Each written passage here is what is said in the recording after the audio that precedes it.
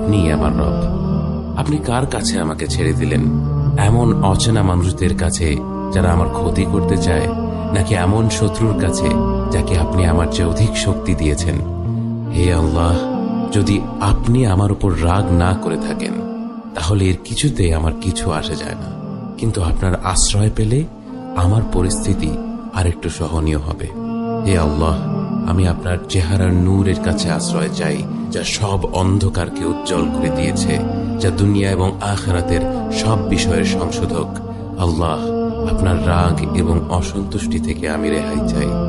আল্লাহ, এ সব কাজই শুধু আপনাকে খুশি করার জন্য করা, এবং আপনি ছাড়া কোনো শক্তি নেই, কোনো ক্ষমতা নেই।